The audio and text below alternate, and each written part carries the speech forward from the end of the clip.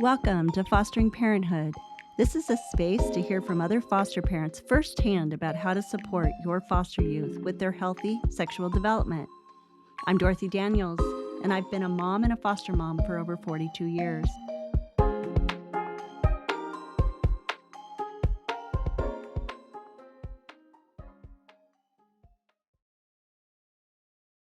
Hi, Tamar. Thanks for joining us today. Hi, Dorothy. Thank you for having me. I'm excited to be here. Oh, I'm so glad. This is our very first episode, and we chose to talk about a topic I think is very important: consent and bodily autonomy. Our guest is Tamar Sebesta, who will share her experience as a former foster youth and a teen mom. And later, we will have Dayna Freier give her perspective on consent and bodily autonomy as a caregiver. At the end of the episode, we will give you 3 tools you can use to teach your foster youth about consent and bodily autonomy, so stay tuned. When we talk about consent, we mean setting personal boundaries, respecting those of a partner, and checking to make sure there is clear communication. We're not talking about legal consent. Bodily autonomy is the right for a person to govern what happens to their own body without external influence or coercion. We have to remember that foster youth are disproportionately affected by higher rates of pregnancy and STIs, which is sexually transmitted infections, as opposed to other youth.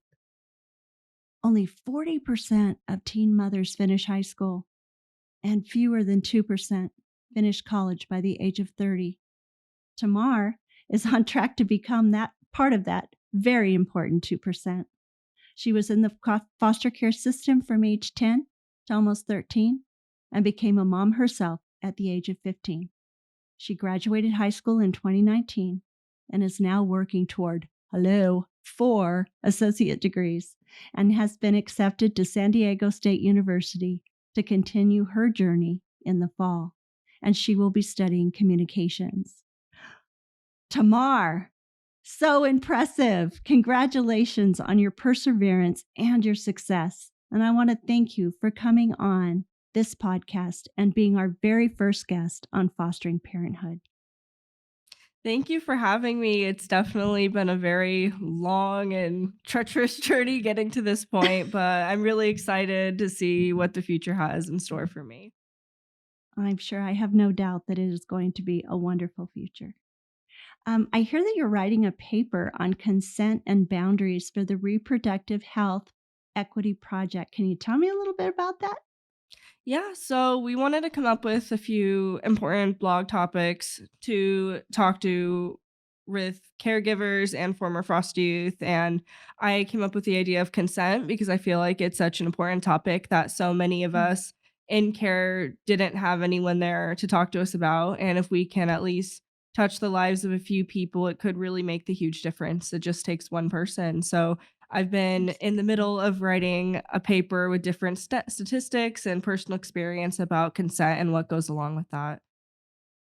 Wow, I bet that personal experience though is really going to come in, to play, right? When you try to talk about these very serious but very important topics. And I'm just wondering what challenges and experiences you had as a foster youth in regards to consent. Yeah, so I've had experience in multiple different areas, especially when it comes to relationships and healthy versus unhealthy Mm. things along hookup culture and consent just within that. And being a teen mom, and I feel like a lot of that had to go down with the feeling of how trauma impacts your decision making and how that influences your not need for attention, but just where you look for love. And I really wish that people were there to tell me that I was loved and that I have support and care right here, or else I probably wouldn't have made a lot of those decisions and had those hard conversations about what consent looked like. And because of those experiences, I had thought that things that were not normal were normal. And I wish someone was there to be there and tell me that it wasn't okay, and to be, I guess, my sort of advocating adult, and I did not have that.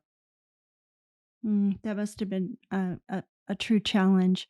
I'm wondering, so much of the time as caregivers, we think that we're saying all the right things, right? We think that we're validating and giving that attention. What was it that you needed specifically to hear that would have allowed you to perhaps make a different choice? I know you were a teen parent at 15. Um, I don't know if you could share with me if it was an intentional pregnancy or an unintentional pregnancy, and what was going through your mind?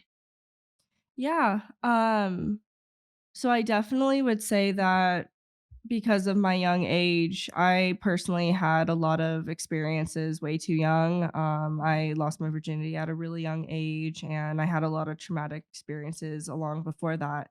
Um, my son and his father, that was the only healthy relationship, well, Mm, quote unquote, what healthy was to me at the time. And I feel like it was the closest thing I had to a family. And growing up, I had this angst against adults in my life. I felt like all adults were evil and all adults were bad, and I was always looked upon as the rebellious kid and the one who had a bad family. So because of that, I didn't trust anybody, and I think that I needed someone to really look me in the eyes and say like, "You're not a bad kid, you're just a hurt kid," and understand mm, what I needed, and no one was there to do that for me. And I feel like there was so much just societal pressure going on, and I wish I had more support than, I guess, pressure from people who didn't have my life, and didn't have my experiences. I wish that I really had people in my life who really knew me and knew what I had went mm. through and were there to not just support me, but to advise me, you know? Absolutely, because oftentimes when we think of bodily autonomy, we just assume that folks are going to make the correct decision, right? Like, I want to, I don't want to, I have consent, I don't want to give consent. But sometimes it's about what the youth is going through in that trauma that they've experienced, and to be able to validate, right, those experiences, to be able to say. The choices you're making need to be based on kind of a healthy perspective, right? And when you're giving consent to someone to touch your body, is that truly what you want, or is that what you need based on a feeling of insecurity, a feeling of not feeling loved, not feeling valued? Do you agree? I do, and I feel like as a society there it really is hard for me because I grew up in a very Christian environment, and Mhm, I'm currently not very religious, but I think that making sure that those things are set aside mhm, because it's not, I think, appropriate to base your beliefs on someone who's so young and vulnerable. mm, I think that is their choice to make as they get older, but still understanding that there is a boundary between healthy versus unhealthy consent, and understanding that some relationships are okay and what is, I guess, appropriate. I feel like there is no age appropriate, but what's appropriate for your experiences and what should be happening, and understanding if you're going to be involved in these things, then you need to have an OB, you need to know what protection there is, and just mhm, respecting those decisions comes with self-respect. And I think that mhm. inspiring self-respect in young adults in foster care is really going to be the key to helping them become healthy relationships, to be in healthy relationships and become healthy individuals. I agree 100%. We can talk about what consent looks like. We can talk about bodily autonomy. But if we don't have a sense of self respect, then why would I make those healthy choices? Right. So we really need to go back and look at the youth for where they are, not where we want them to be. Right. And start bringing them to a point where they are able to see more clearly what their choices are so they can make the right choice for themselves. Exactly, and a lot of that has to do with looking back at the family because everyone's, situation is completely different, and understanding that when you were younger is really the most informative years, and that's when your, I guess, trauma responses are gonna be based, and how you're Mhm, gonna react in the future is really truly based off of how you were treated when you were younger, and treating those things at the root, they're gonna hurt, but you can't just put a Band-Aid on it, and you can't just tell us how it should be without really mhm. trying to heal us. And I feel like people just try to fix it from where they are now instead of looking back because it's harder to do that. But it's those harder conversations and those harder experiences that really help shape you. I'm hearing you say that so much, and I cherish it because what's really important is the person, right? It's not about what needs to be taught. It's about who you're teaching and exactly where that person, that youth is at that moment. I just want to thank you so much, Tamar, for being here, for sharing from your heart, for being so vulnerable and transparent because these aren't easy topics. Um, Thank you so much. Thank you so much. I'm so glad to have been here. Oh, I wanted to bring um, some very important information about, and just kind of a shout out to Gabriel Laza. He is a caregiver and he came up with the name Fostering Parenthood for our podcast. And when we started this podcast, we asked many caregivers what they wanted out of this podcast. And based on their comments and suggestions, decisions were made based on their valued input. So thank you to all who participated in making this podcast meaningful. Dayna, thank you for joining today. I do want to share with our audience that you have your bachelor's degree in social work. So you were a social worker at one time. And you also have your master's degree in organizational leadership, which is very important to me because you are the director of operations of Fostering Unity, an organization that I started to support foster care or for to support foster care in general, but specifically the caregivers who do that hard work. So thank you for joining us. Dayna, can you share with us what experience you have as a mom? I can. So, not only do I work in this field, but I am a former foster parent and have 5 children. And my youngest, they're all adults now, but my youngest of the 5 was adopted through the child welfare system. So, I Wow. not only work in the field, I'm passionate about caregivers and foster children. Wow. Wow. Do you have any relationships with any of the kiddos that used to be in your home as a foster child? I do. I Oh, do. I wow. supported the reunification of 4 of, I call them my littles, 4 littles that entered our lives through foster care and were Mm, reunited with their mother. And their mother and I have joined forces. And now I am Aunt Dana and mm. extended family for those 4 children who wonderfully reunited with their mom. Congratulations on that. Far too few of us have that ability to stay connected with those kiddos that we work so hard to serve. Well, thank you for doing that. Well, Yeah, we're they're going a to big part of dive. my life. I bet they are, and they're blessed. So, we're going to dive right into consent and bodily autonomy. And first, we'll talk about consent. When you were raising your children, especially your foster children, how did you approach the issue of consent? So I think the approach was different depending on the ages of the children. Mhm, When what I call my littles, the children who reunified with their mom, they were younger when they entered my home, mhm, and just watching the body language and their reluctance and things like that, I really had to stop and think that I didn't know what experiences they had had prior to coming into my home, and the simple things like asking, do you need a hug? Would you mhm, like a hug? Is a hug okay? Asking before you touch or help, pat on the back. And so I think that consent doesn't start at preteen years, right? That conversation. It starts when they're younger, when you're in their space, they're in your space, and making sure that they start feeling that body autonomy that leads to, yes, you can give me a hug, or I would like a hug, Aunt Dana. So mm, with the littles, it was a little bit different, and then, obviously, having 5 kids who are now young adults, we talked about consent in the sense of sexual consent. And that conversation really, I think, also started younger as well, but then leads to different types of consent, right? Freely given consent, mhm, right? You have the right to give it and you have the right to not give it. Also, the reversible consent, right? That you can be in one situation one day with somebody and you give consent. You're in another situation another day with that same person, and that consent doesn't move to the next situation, you have the right to give consent in each situation I and love the way informed. right, I love the way you said that though, I mean, even as a grown adult who I've never been in the foster care system. I have days when I want to hug and days when I kind of just want you to keep your like 5 foot boundary. Nothing to do with COVID, just, stay Right. back. Don't really want that right now.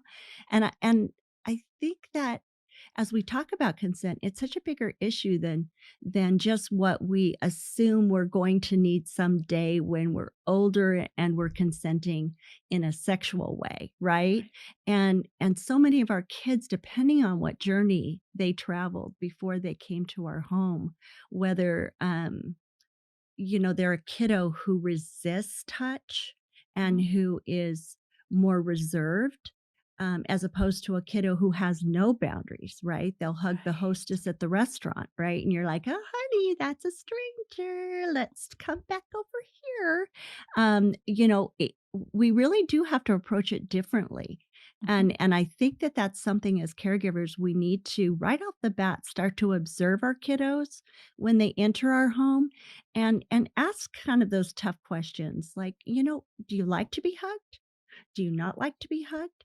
And you have the right to control who touches your body, even at a young age. Mhm. So, what I do, even with my newborns, my infants, is I don't need to ask permission to change their diaper, but I narrate it, right? Mhm. Okay, we're Mhm. going to change your diaper, and here we go. And letting them know what is going to happen. And then later giving them permission. Do you need help with bathing?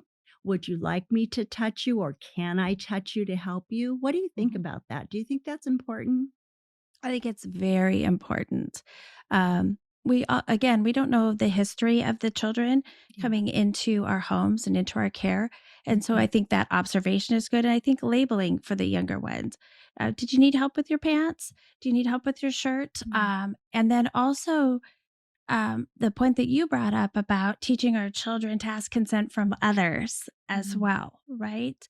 Um, that they have the right to hugged or not be hugged or be asked for that, but they also have the responsibility to ask others, "Is it okay if I hug you?"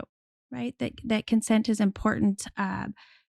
Giving and offering that. I love that point too because I had a young child come into my home, and because of what abuse she went through, she often would touch the men coming to our home inappropriately. And so it wasn't so much someone asking her, "Can I hug you?" or "Can I help you?" It was teaching her how to ask others, "May I touch you?" And giving that other person permission to help her with what is appropriate and what's Right. not appropriate. Right. And teaching her that and helping her understand and training her on that helps her so that as she moves forward, people don't have the wrong idea or misinformation, right? Mhm. Based on her past history. I think it's Mhm. really important that we teach body autonomy and consent in those situations as well, right? Absolutely. I think that another piece that really plays such a big role to especially body autonomy is that feeling of control over our own body, of feeling that pride, right? That it Mhm. belongs to me. This is my body and I feel good about it. And that I have the right to have control and to put up boundaries and Mhm. safety around my body. And so I think just complimenting kiddos and giving them that Mhm. sense of positive talk, right? Not those negative thoughts that we all get in our head. What do they say? Like 90% of the thoughts that we have at any given time are negative. Mhm. Wow, that 10% really gets lost in a lot of really negative messaging that we're giving ourselves. And if we have a negative thought, we're probably more inclined to consent or not say anything if someone were doing something to us. Even if we didn't want to do it, we would think, well, I guess I deserve it, or I guess I have to put up with it. But when we start to, I don't know, when we start to love ourselves, when we start to, as caregivers, breathe that into our kids, you are so beautiful. You are so powerful that the self talk 90% negative needs to change. And we need to help them with what that looks like. Right, I agree, Dorothy, and I think with body autonomy comes that part of the informed consent, right? As I Mhm, gain more information, I can change my consent, right? mhm, And that enthusiasm that should come with consent. If I've given consent and I'm all in, I'm enthusiastic about what yeah, I'm ready to engage in. And mhm. and I think it's a whole picture. Absolutely, absolutely. And we also need to be aware that in foster care, we often see a developmental difference in our kiddos, Yes. right? So, what is the age of 18 for one kiddo may not be a developmental age of 18 for any one of our kids. So, again, back to that observation, right? Where is my kiddo? How are they feeling about themselves? Are they prepared to go out into the world and make those choices? And the only way they can do that is to really role play, right? And bring that idea of consent and body autonomy from the youngest age you get them. You may have a child come into your home at 13. Well, you didn't have the advantage of the child coming in Right. at 3, but you can start where they are and you can start modeling what consent looks like, giving them choices so that they can make good decisions.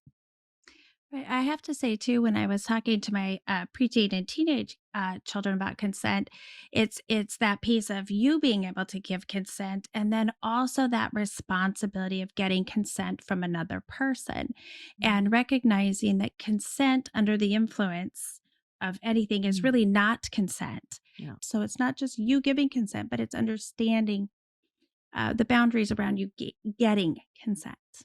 Absolutely. Can a person that's asleep give consent? No, no, nope. And so I think really just having those fun conversations with our youth, right? And Right. just kind of opening that door. It doesn't have to be a serious conversation. It doesn't have to be something where they feel they're being scolded. You better Right. get consent. It can simply be a great conversation about how we all have the power over our own bodies and we need to listen to each other and respect each other's wishes. Right. Right. And I think it is really important too that it comes from a place of respect, right? As we're teaching Mhm. our youth to respect their own bodies and know when consent feels right to them, then we're also teaching them to be aware of other people's respect of themselves and in getting consent, right? That um, consent comes from a place of, I want to be here. We all want to be in a sexual relationship where both parties want to be there, right? Yes. And that's where consent is really important. It's not an obligation, it's a matter of respect, right?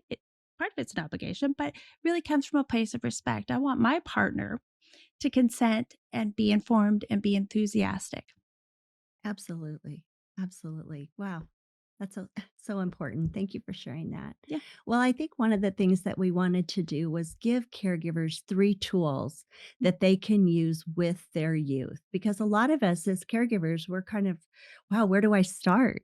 Right. How do you spell consent, let alone how do I talk about it, right?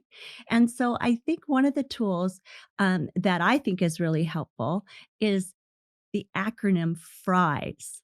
Right. Now, Dana, you can't have a Diet Coke with those fries, These are the okay? fries that come with a Diet Coke. I'm sorry, they're not, all right? But fries, F, freely given. My Right. consent isn't coerced. Right. My consent is freely given, and I receive freely Mhm. because both parties, right, have consented, right? Mm. R, reversible. I can change my mind. Right. I Very don't important. Very I'm important. sorry, but 10 minutes ago, I was on it. But now, Right. not so much. We get to change our mind, Right. right? And folks have to respect that.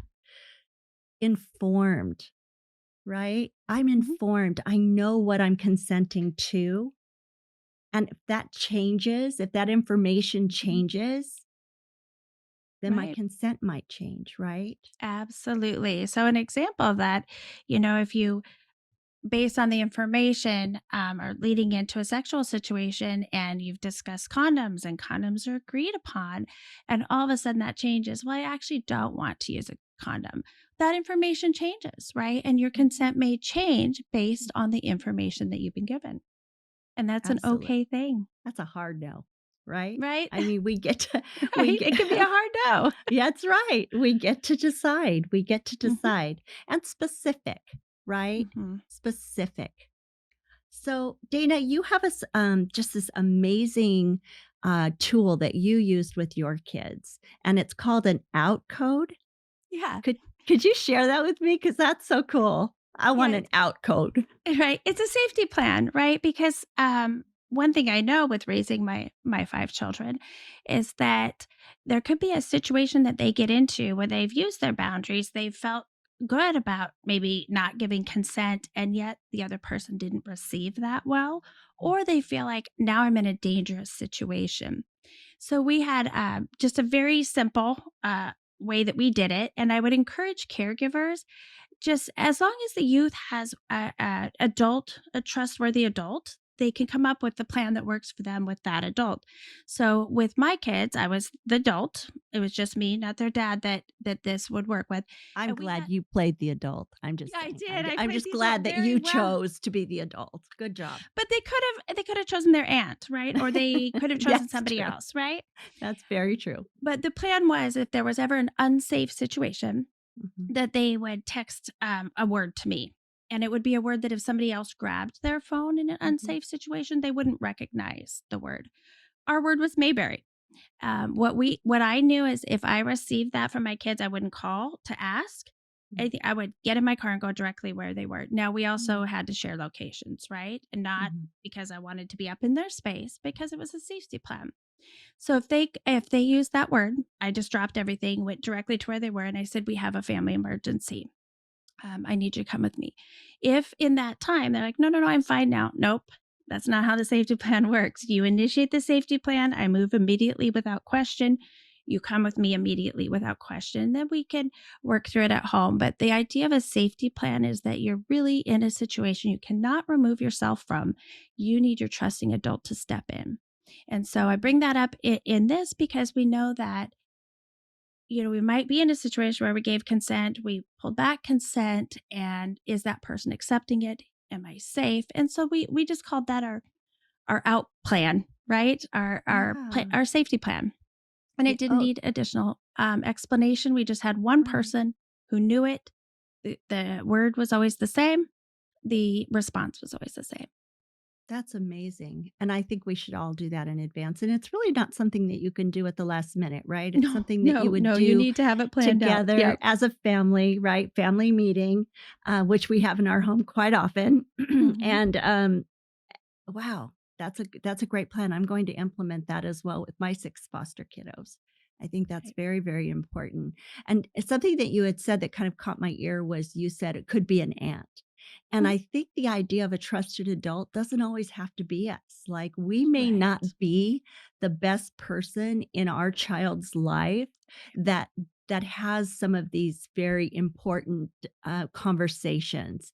Your child may decide that that trusted adult is a teacher or an aunt or an uncle or a cousin, someone else in their life. The important part is they have at least one person, one adult in their life that is someone they can talk to freely. Don't you agree?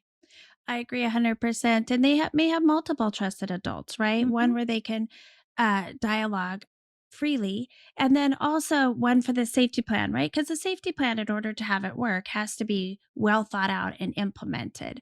And we all know as parents that there are different times in our children's lives that they feel comfortable talking to us, and times when that shifts. And so we want to encourage them through open dialogue, as long as you have somebody, you can go to and talk to. So I think it's kind of two separate things, right? A little overlapped, but always a trusted adult, somebody they can talk through situations with, and somebody who they know if they have to initiate the safety plan, they're going to follow through and help them. Absolutely.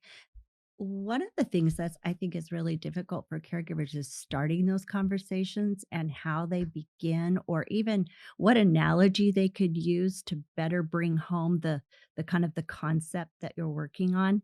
And one of the things that I used to do with my kiddos is I would use the analogy of an automobile, because all kids, especially teenagers and preteens, they're all into driving and getting their license. And so what I would tell them is that when you're sitting in a car and you're going someplace, who is the person who is going to make the decision on where you're going? The driver, right? Right. So if you're the passenger in that automobile, you're going where that driver is going to drive you. You really don't have a choice. You don't have a brake, you don't have a steering wheel, you don't even have a blinker. So you're pretty much going where that driver is going. And so, what I used to tell my children all the time is you need to make sure before you get in that passenger seat that you're both going in the same place with the Right. same idea.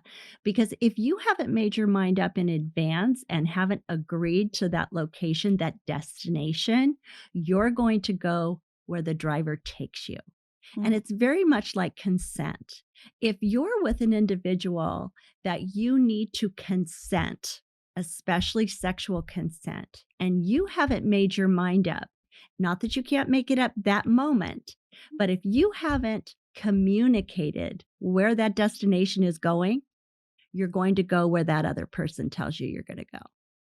And so I always try to influence my children or just encourage my children to know where their boundaries are, to know their body autonomy, to be okay with the no, I don't want to Mhm. go there. I don't want to go to that destination. I'm comfortable with this destination, but not that destination, Right. right?